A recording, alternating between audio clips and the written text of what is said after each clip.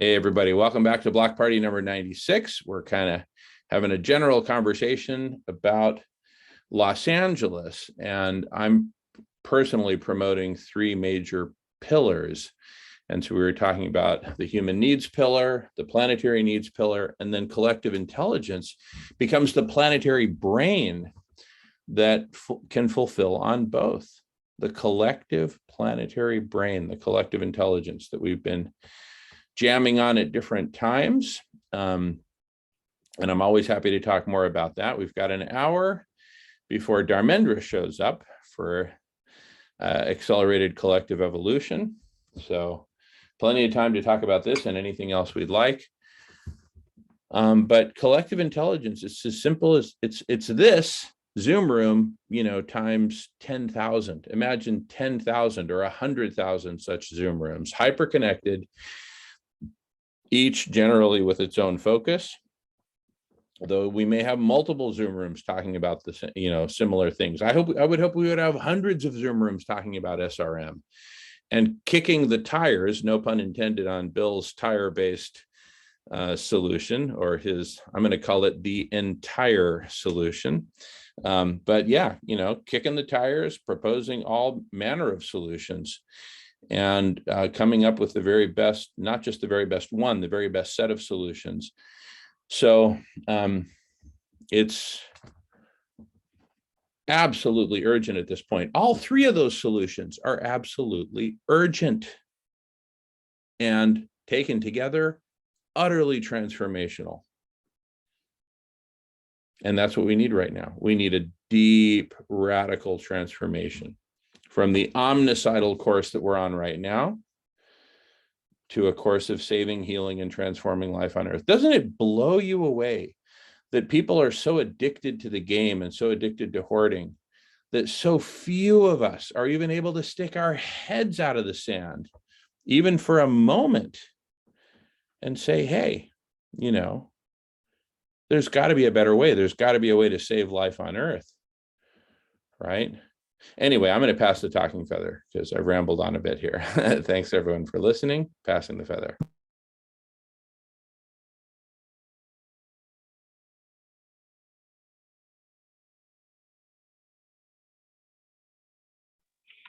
Well, there's no doubt that consumerism is thought of as an active sport. People consider themselves being a productive part of society just by shopping, and it's really amazing to see. At one point, I was certainly in that crowd, and it was he with the most toys wins. And then I realized that I had to insure. I realized I was just not happy because I had to insure, register, all of these various things, from speedboats to offshore fishing boats to jet skis. I had so much crap. And then now I'm discovering that the less I have, the happier I am. Obviously, I need to make money in order to live, but my consumerism is, down to a lot less than it was. Let's just say that. But I just watch people that are just addicted to it beyond belief. Things are more important than relationships. I just discovered with one of my, with an acquaintance, that things are more important than relationships. That's a real heartbreaker. But at least I know.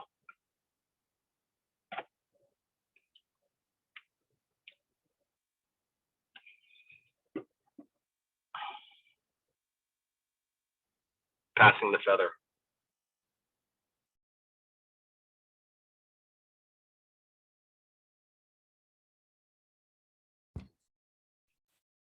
I'm going to defer to anyone else who wants to talk, but as long as no one's unmuting and talking, I'll add to it, Bill, what you just said there, Bill, about, people seeing all this consumerism and everything as a virtue. When one is addicted to anything, they defend that thing. sometimes with their life. And I was addicted to cannabis for a few years there in a big way. And I don't mind saying this on recording, because I think it's important for us to talk about these things. And I would defend it. Oh my goodness, cannabis is the greatest thing. I would smoke it every single day. Now I'm down to 1 day a week. And even that's a bit of a struggle, but hey, I don't care if I struggle, right? The other 6 days of the week, let me struggle. But it's a different thing to be doing it every day, and a fair amount every day. And, when I was at Microsoft and it was all about money and more is better, I was working on this whole platform for accelerating global commerce, business to business, accelerating trade, facilitating more companies to get in the game and sell more, which means they would produce more, which ultimately means they would consume more and rape more of Mother Earth. But I only saw the benefits to that for myself, for my company, shareholders, the businesses that would benefit from it. So I was deeply deluded, right? And so, you talk about consumption as a virtue, that just goes hand in hand. More is better. You're buying stuff, well, you're helping all the people that made that stuff, right? And the retailers who sell it, and we all win. And, so is it any surprise that the wealthiest people on the planet care the least about protecting her? They're not stupid. It's just that they're addicted. And addiction drives people to do things as stupid as stupidity does, right? So stupidity and addiction are very close cousins. In the end, they both drive destruction, right? So anyway, just wanted to contribute those additional thoughts, passing the feather. Thank you.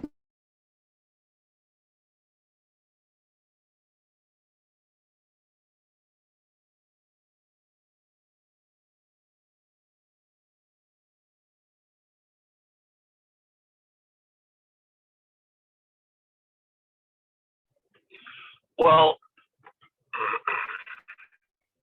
and then I think of the contradiction of myself being a builder. I mean, I literally take perfectly functioning kitchens that are functioning and tear them apart and then install new cabinets, new appliances. I talk people out of upgrading their electrical all the time because I show them with my amp meter that they don't need it. You can use more spaces, but you don't have to use more capacity. You need distribution, but you don't need necessarily 200 amp for a regular rancher house. So I talk people out of doing that, which saves some energy, I guess. But when I sit back and I look at, and people have got the money, they're making money. I don't know what the stock market's doing right now, but people are making, the scientists that are working for the biotech companies that I'm working for, they've got the money and they want to remodel their places and make them nice. And so it's kind of a contradictory thing but I guess anyways, right now, it's a total catch-22 is what it is. I mean, and then I talk to people like Franca, who isn't here, so maybe I should be bringing that up, but how little she can manage how small certain people have made their carbon footprint. And it takes definitely rethinking and planning.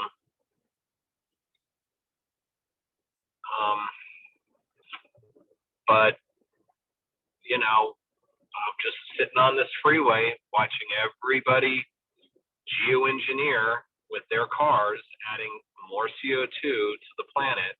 And I mean, it cracked me up hearing people saying, "Oh, well, what you're doing is geoengineering, and that's considered, bad and evil." It's like, wait a second, everybody. the Industrial Revolution and the burning of coal and oil is the most basic form of geoengineering out there. And we've been doing it for 272 years, and look what it's gotten us. So if you want to ban all geoengineering, you could start with the internal combustion engine and coal-fired power plants, and the list could just go on and on. Fine.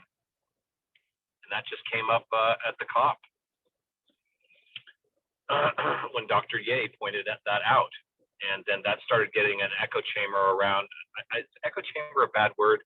And that started getting broadcasted very generously, that what's really happening with the burning of the internal combustion engine, what I'm doing right now. So because we're all doing this, it's getting hotter, and we need to focus on some solar radiation management in all of its forms. Passing the feather.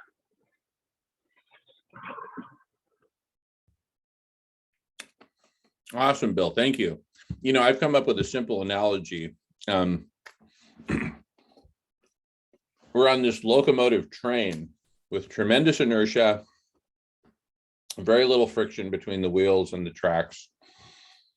And we're speeding towards the edge of a cliff at 100 miles an hour. And we say, hey, let's slam on the brakes. And somebody says, no, that would be using technology. And we know that technology is bad. Technology got us into this mess after all. Well, all right. If technology is bad, let's turn off the engines of the locomotive. And let's say we do that. We're still speeding towards the edge of the cliff at 100 miles an hour. Fine, it might gradually drop to 99, 98, 97. But at this rate, we're going over the cliff. Can we use the brakes now? No. That's technology. Anyway, just a cutesy little analogy I came up with for our present circumstance. Technology got us into this mess. Heaven forbid we should use some technology, however benevolent, to get us out. Technology that doesn't burn anything, for crying out loud, like the sailing vessels. Anyway, that's my little rant. A rant fortified analogy. Passing the feather.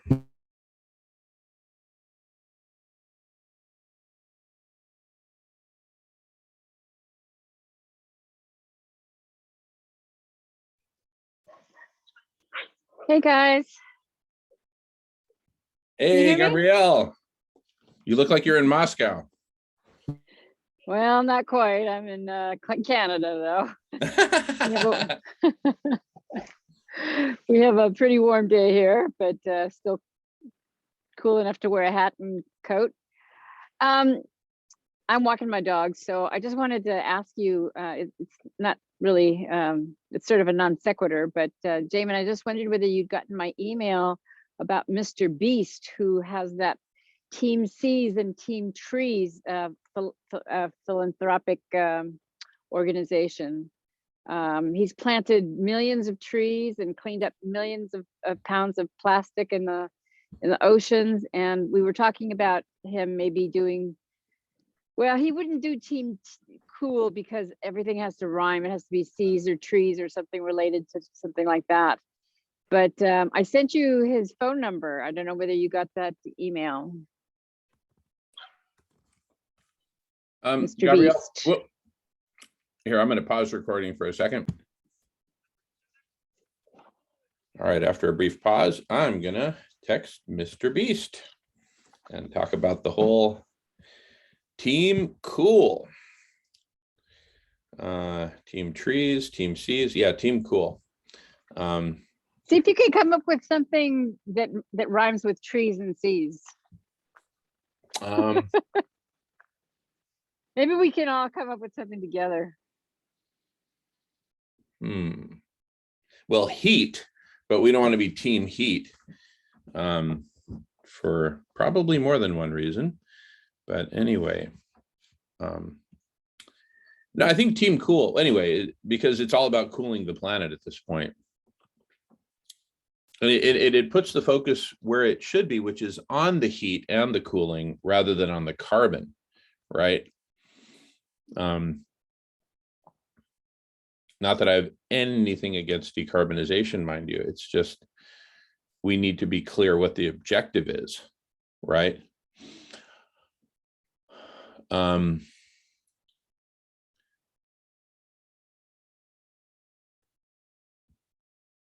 The objective is saving life on Earth, and for that, there's nothing more urgent than cooling the planet and stopping the devastation of the biosphere.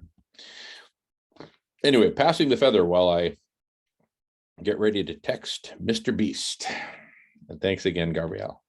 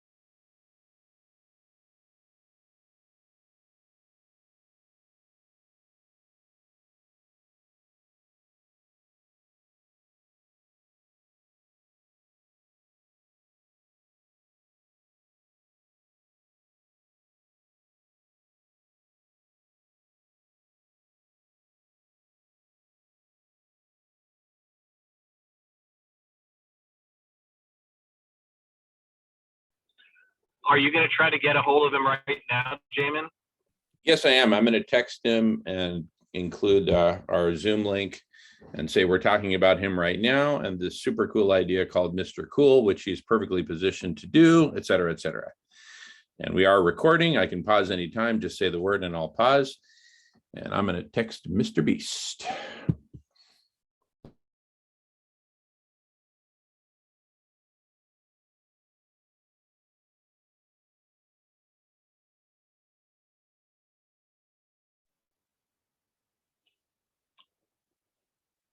I think Mr. Beast would not be against being called Mr. Cool. Exactly. Exactly.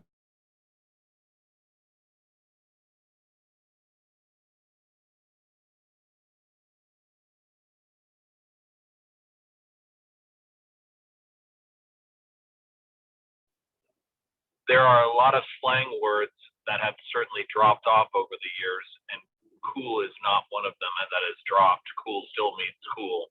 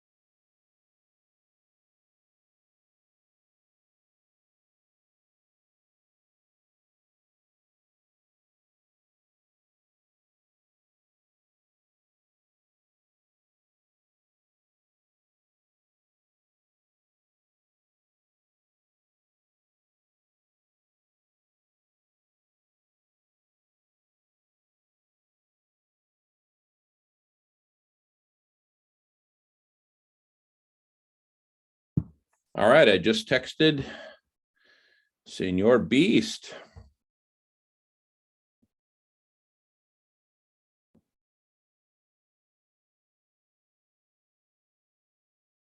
I'll read the text.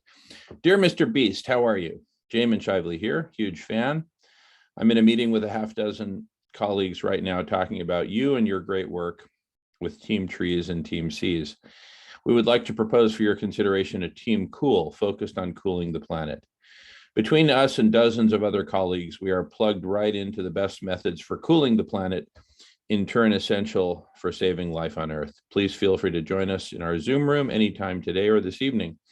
I'm available here for the next 45 minutes and then again at 10 p.m. Eastern for several more hours.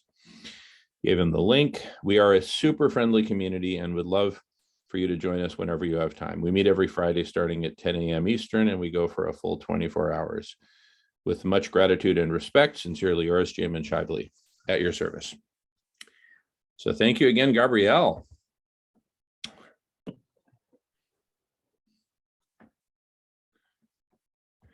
And I will keep you posted, of course. I'm sure he has screeners, but maybe something in there will catch his attention or somebody's attention, some algorithmic keyword.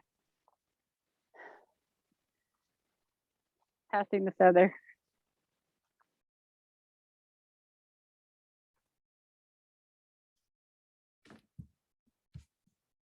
Oh, it looks like Bill has his hand up. Go ahead, Bill. What was your position or title at Microsoft while you were there? Corporate strategy manager was my main one. And at different times I had different roles, but that's the main one, corporate strategy manager.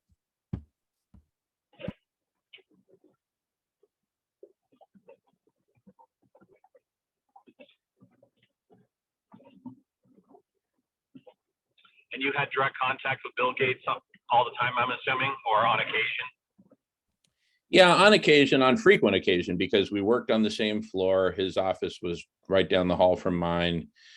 We would literally pee in the same bathroom, ride the same elevator, et cetera. And so I was able to have frank conversations with him from time to time, you know, on a first name basis. Everyone at Microsoft is on a first name basis. Doesn't matter if you have a Nobel Prize or anything like that.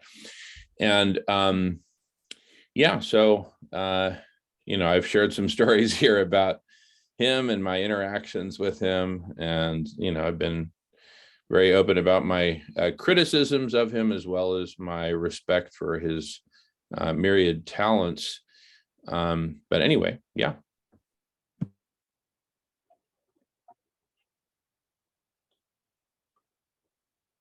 And I'm assuming you left there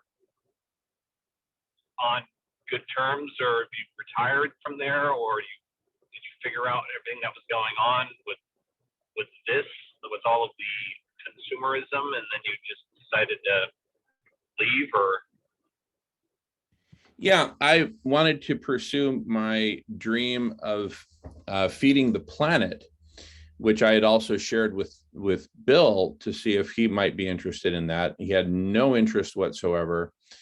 And so, so I left to pursue that dream, and here I am. I wasn't aware that came before SRM. Yeah, that preceded SRM. Yeah, and Okay. But my way at the time of including environmental stuff was basically to include in a conceptual model. Imagine we modeled all the agriculture on the planet and all different scenarios to make sure that everyone is fed. You know, how do we do that in such a way that we optimize for planetary healing, regeneration, et cetera? But I didn't know about SRM. Back in 2013, I learned about Alan Savory and his work with regenerative agriculture, holistic land management, et cetera. But it wasn't until I met and worked with Guy McPherson a bit and, you know, learned about his perspective. And then I introduced to him the idea of using reflectivity and various concepts that I was coming up with, just as an engineer, just thinking about all the different ways that we could do it. He had heard about the concept from Roger Angel of who had been at University of Arizona, was emeritus just like Guy, and who had some pretty out there ideas of space-based reflectivity. But anyway, I kept after Guy with the reflectivity ideas until he finally heard from Dr. Ye Tao and started hearing a similar hypothesis from Ye. And then he said, all right, I got to connect you two. And the rest is history in the making. You connected those two? No. I had been talking with Guy about reflectivity for a couple, 2 or 3 years at that point. And then he independently was reached out to from Ye. Ye reached out to Guy, said, hey, can we meet? They met. And then Guy said, all right, I got to connect you two. You guys are both talking the same thing and you're both very rare birds. Why don't you talk? And so we talked and together we organized a meeting, and that's up on YouTube, that first meeting that we had. And it got immediately over 2,500 views. So I said, hey, let's keep this going. Let's keep doing this. Let's build a community in support of this. No, great. Let's not. Even better idea. Let's not. Because we would have woken up a lot more bills, right, in the process had we done that sooner rather than later, right? Why do you suppose that is? Just whatever. Here's the thing.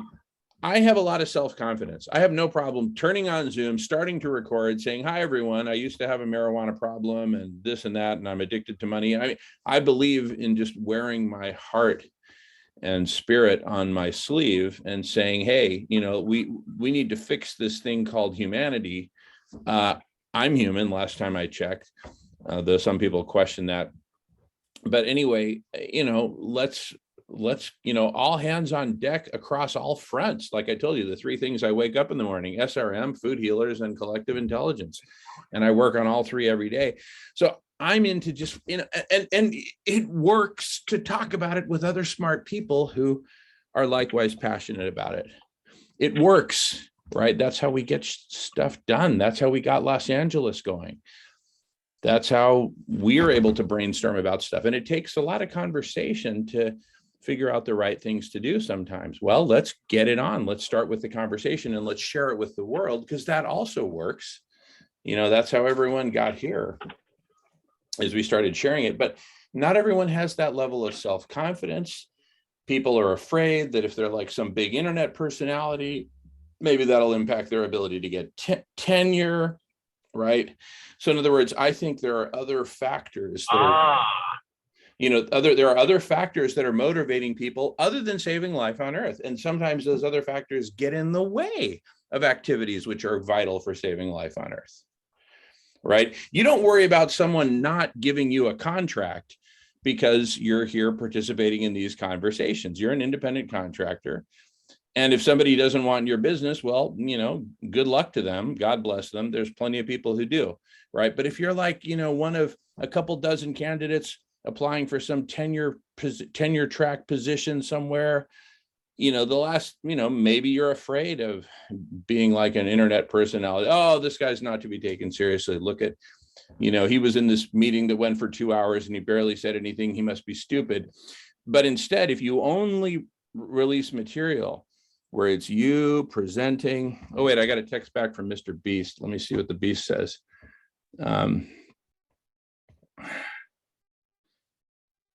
Tap to load preview. It's some link. Oh, and then it says add your contact. Okay, I'll do that.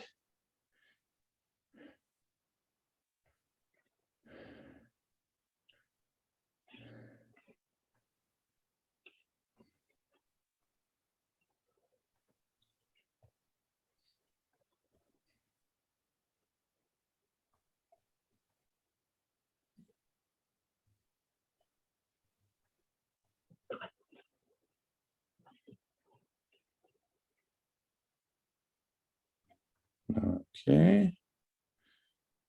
Check your texts. Okay, I can do that, I guess.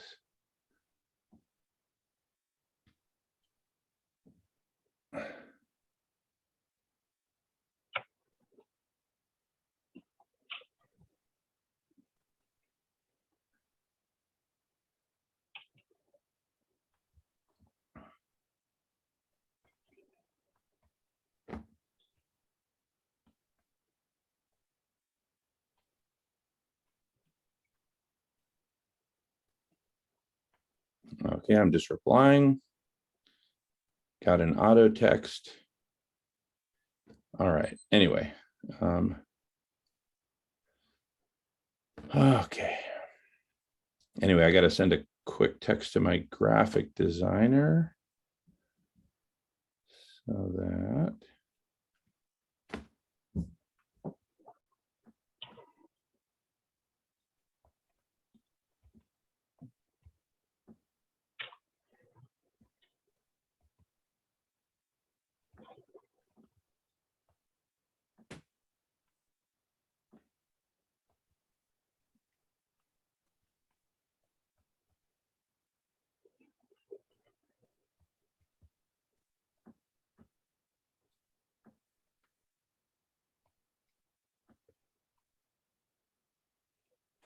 Okay.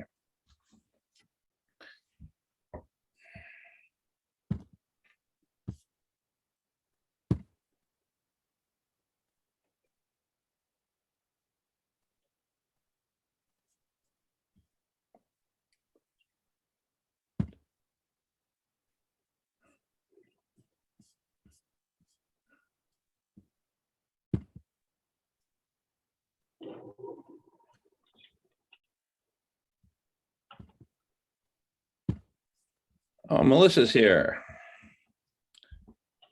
All right.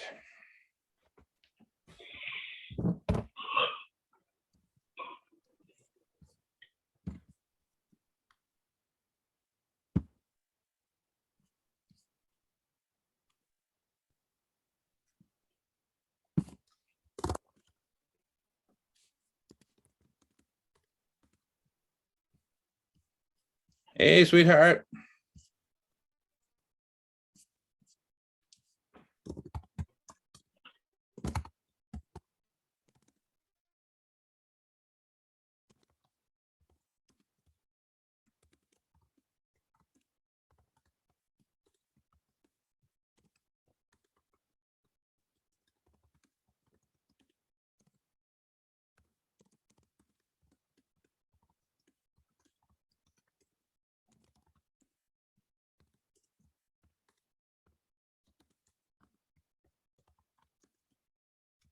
Hi Melissa, I'll be with you guys down in a few minutes. I'm just getting up something to eat.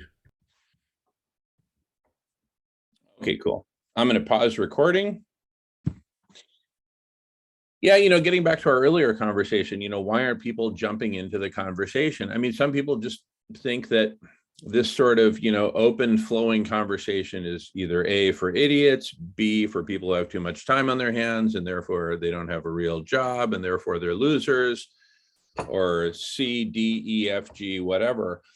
And, and academia, I mean, it reminds me of the old Billy Joel song, Say Goodbye to Hollywood.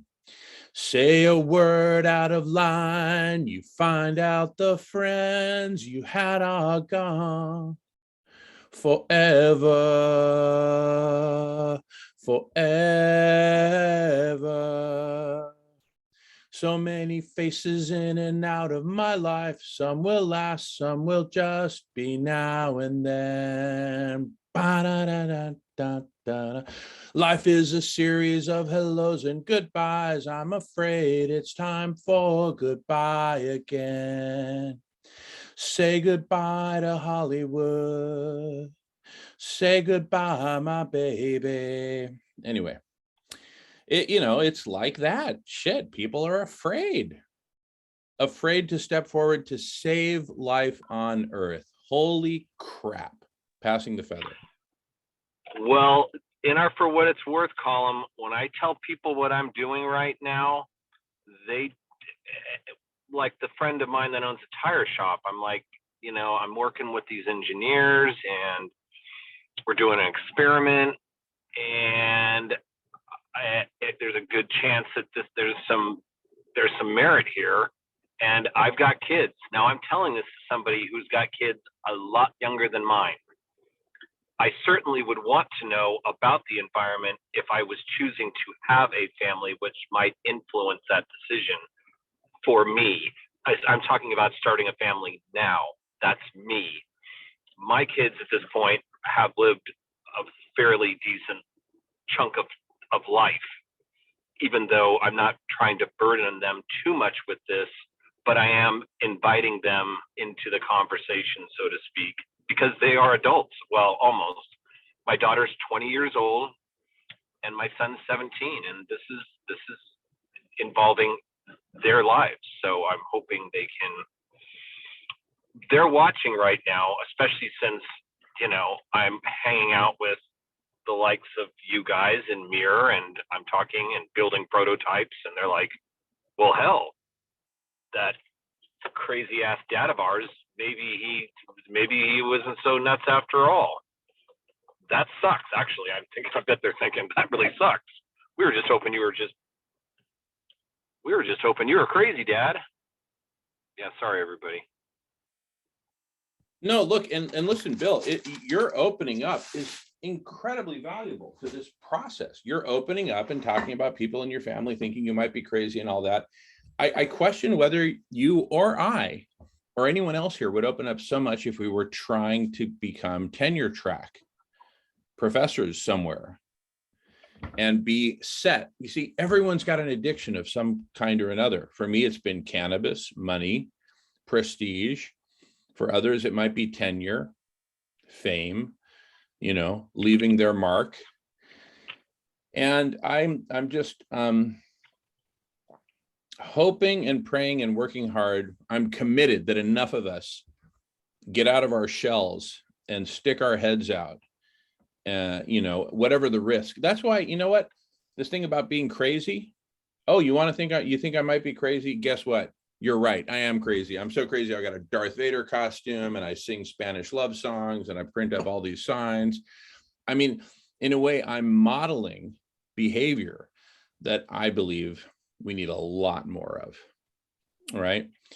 And, you know, so I end up with a bunch of arrows in my back. Bring on the arrows. Right. I also took on the criminal drug cartels. Bring it. I am my father's son. Yo, Dad. Well, I am not from the parents and the scientists that I'm talking with. They're not telling me I'm nuts at all. They're listening, they're watching. And I think that, and they're smart enough, you know, everybody's got different levels of intelligence, but if you've got kids and there might be a solution to, and you are privy to what's going on with global warming, they're telling me go for it. And I was telling them, when I was coming up with logos for Mirror, I'm like, extending nature's glide. And the one guy that I met who knows you, Jamin, his name's James something, and he knows you personally. I need to get him. He's an engineer. And he said, hell yeah, Bill, I want to extend my glide. Go for it, man. So, you know, the people that are in the know, they appreciate what we're doing, I believe. And because it's the solution. If there was no solution, you wouldn't be hearing me saying I really wasn't promoting waking up people to a unsolvable problem. I just didn't really see the point. Where the heck is this place? It's on your right up there, a couple blocks ahead.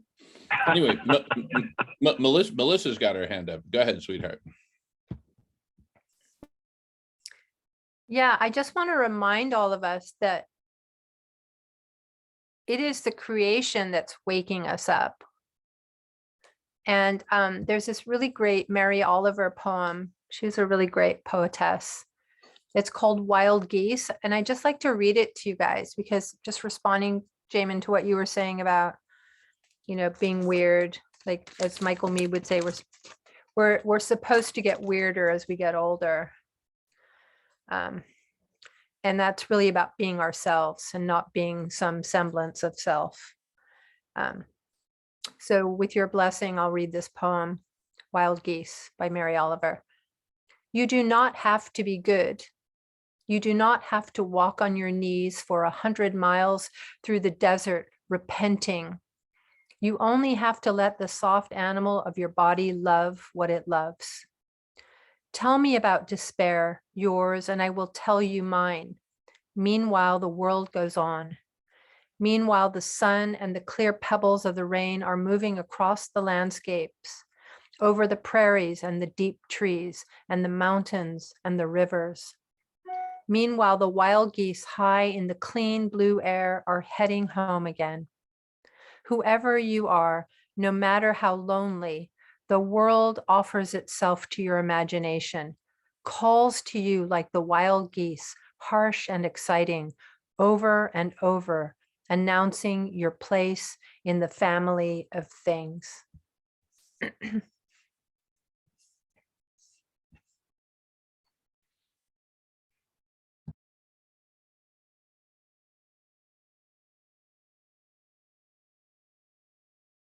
Beautiful, sweetheart.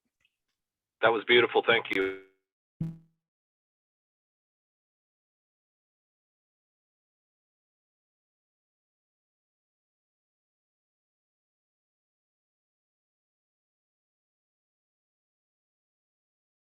It's really, we each have our place, right? Like we each turned up here, we have our place, we have people to meet, places to turn up to, and things to do.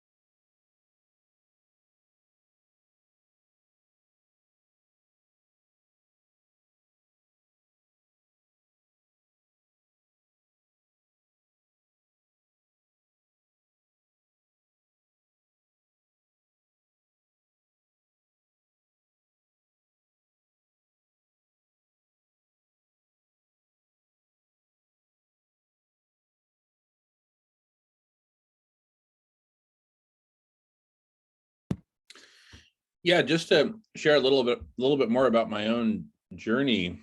The more my journey evolves, the more I look back and see about like, well, where did this influence come or that influence come? When I was an undergraduate at UC Berkeley back in the 80s till early 90s, there were these folks who would speak on campus, just impromptu. And some got to be, fairly well known around campus, and they would just get out there and speak and draw crowds, right? And, the conventional wisdom was that they're a little bit crazy, whatever, but some of them were quite intelligent and had valuable things to say. So that was one of my influences. And then my dad was the big one, continues to be, since he would step out there, and no matter how unpopular his stand, if he believed in something, he would go out there and take a stand. So, I mean, it's so clear we need healthy, bold, courageous public dialogue on these things.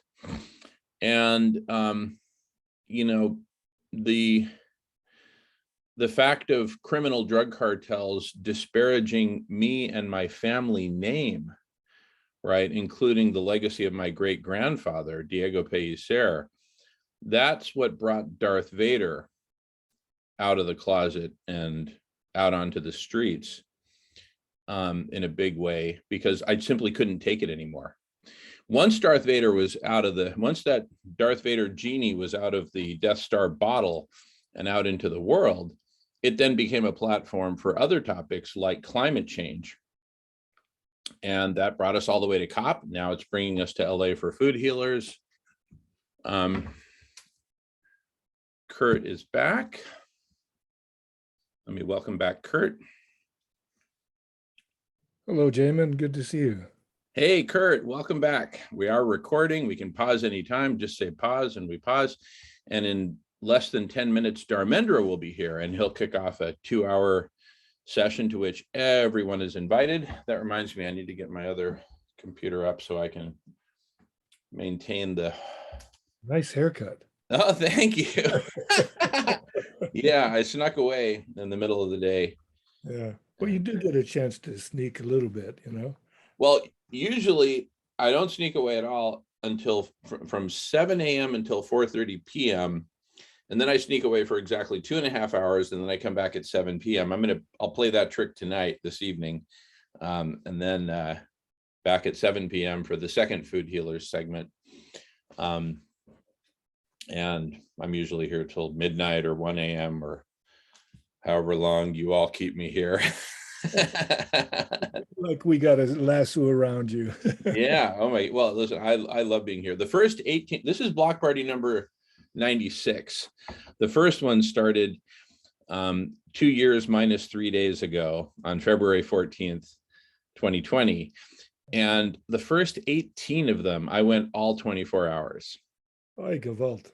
Yeah, no break, just go, go, go, go, go. And I actually highly recommend that everyone try that at least once, because I've never been to Burning Man, but I've heard all these stories about Burning Man because my brother went every year for several years and even helped organize it and all that. And what you keep hearing is that, you know, it like the desert breaks you down. And then once you're all broken down and you kind of hit bottom, then you kind of reemerge.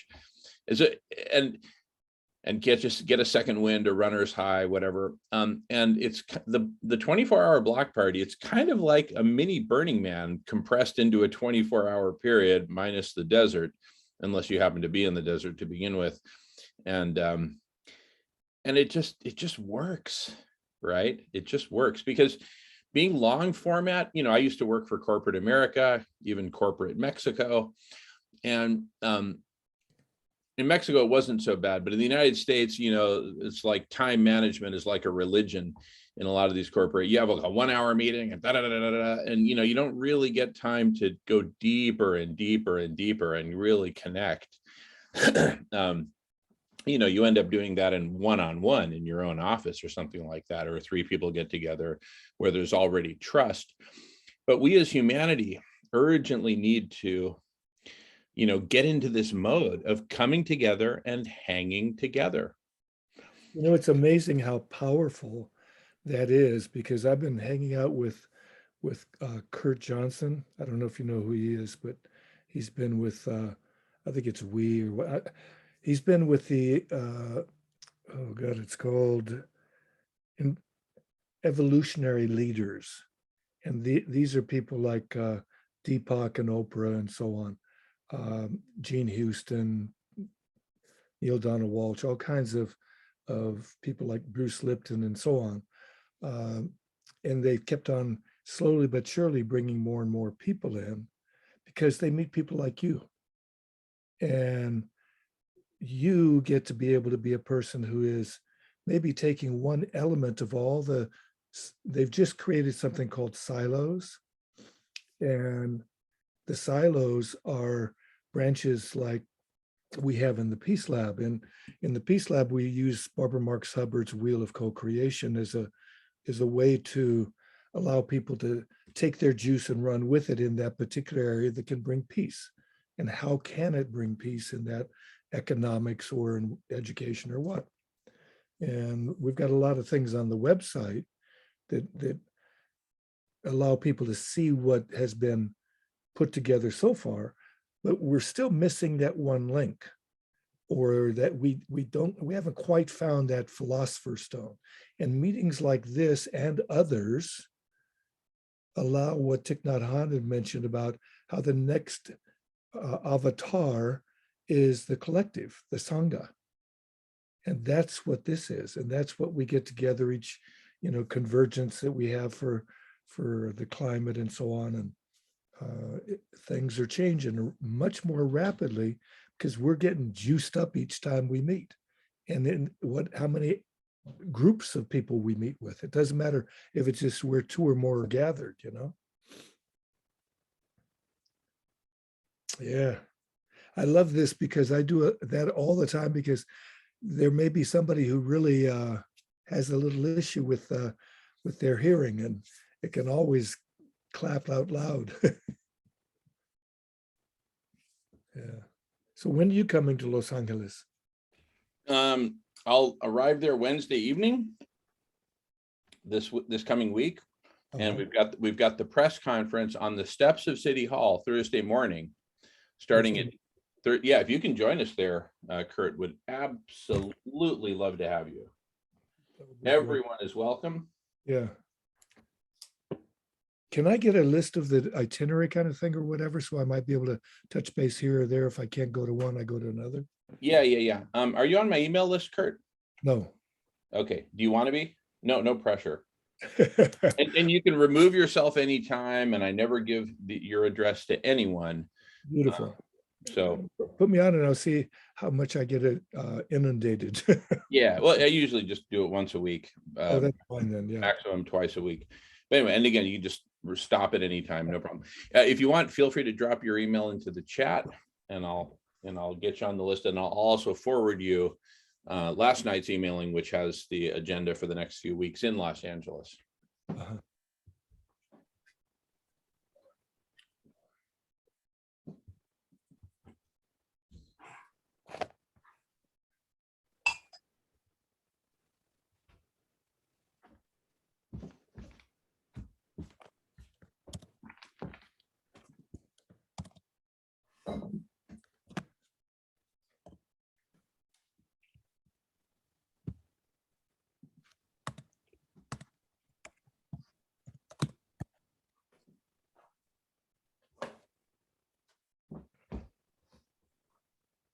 So are you a PhD like me? No, I spent a fair amount of my life in graduate school, believe it or not, but I never got a PhD. No. I'm a PhD. I play happily daily. Oh, good. Well, that me too. Then yes, I'm a PhD. All right, I see your info there, Kurt. I don't see an email address. No, it's Success Systems International at Gmail. Oh, I see. Sneaky Pete, aren't I? You are Sneaky Pete. Ooh, Success Systems International. Okay. And that's a really beautiful quote from Mandela I always put in, My wife is South African, and so she also worked in Soweto and worked against apartheid and all that good stuff. Beautiful. I'm really blessed, but I did pray for the perfect relationship within the year, and I got it within 4 months. Wow. Congratulations. So this is just our time to kibitz, and all these other people seem to be on the break, or what? More or less, some people are listening in.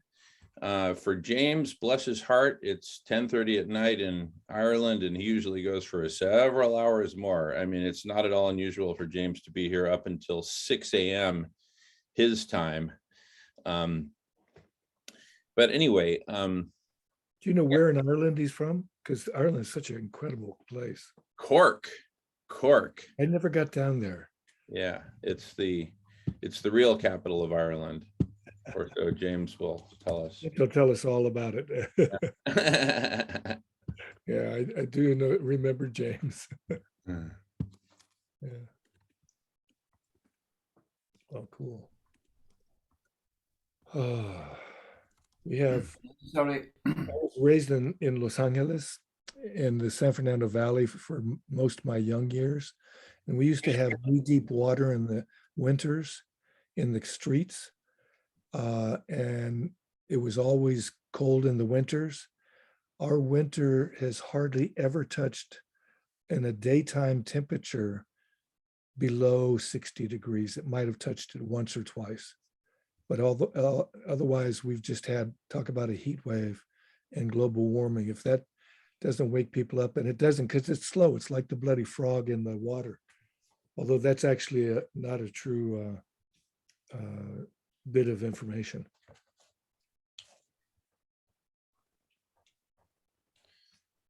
Well, true or not, I'm going to pause for a moment before I complete my sentence. True or not, it, like my brother Dharmendra Gordon, works.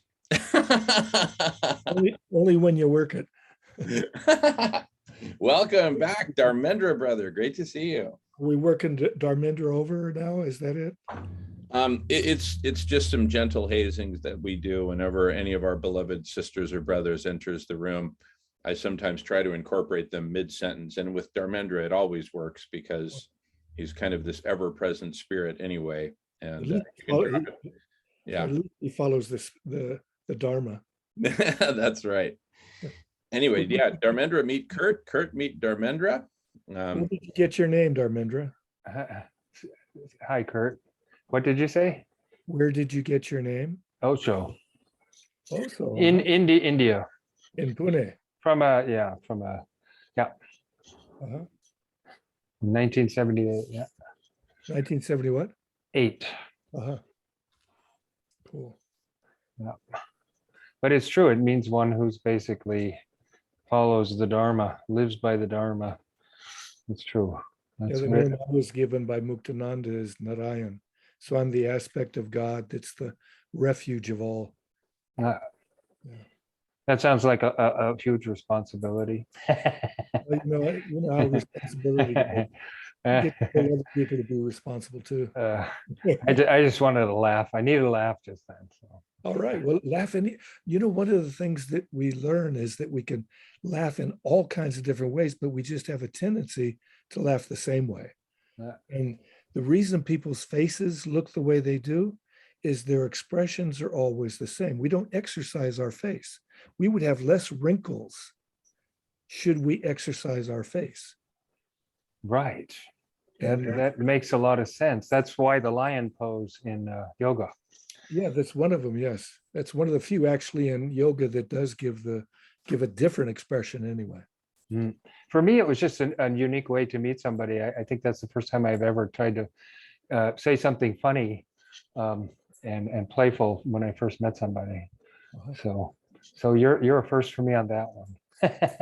Geez, I've been a first for some people anyway.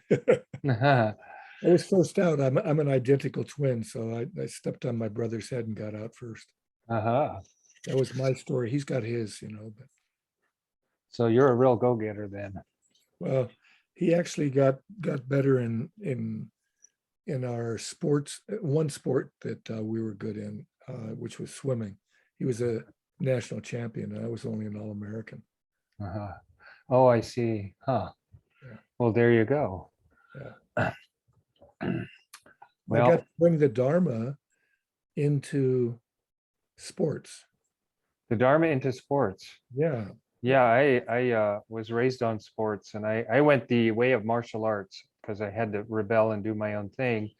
But I stayed with physical culture, but I went into first in the beginning about 10 years of Kung Fu, and then ever since then, the last 40 years or so has been Tai Chi, Bagua, and Xing Yi. Those are internal martial arts, and it's a lot more about other things than the martial part of it. But Of course.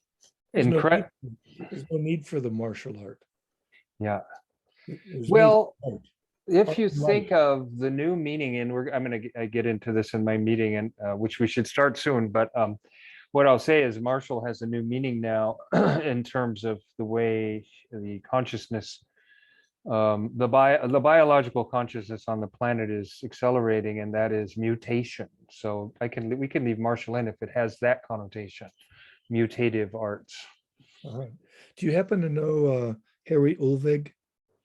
I don't really know a whole lot of people. My teacher is George Shu. He's an internationally renowned master from China, and he's invited all kinds of internationally renowned masters from China and all over the world to America. And that's the guy who I learned my internal arts from, George Shu. Have you heard of oh God, I don't remember his three names in Chinese, but his name, he's on Facebook on Master and Doctor Shu, SAU. And he does healing arts with Tao, healing hands, Tao calligraphy, and also Qigong. And tonight, what I'm about to start now, I'm going to give my introduction here. And it's been very nice to meet you, Kurt, but I'm going to I'll let start you. moving into it. It's the Taoist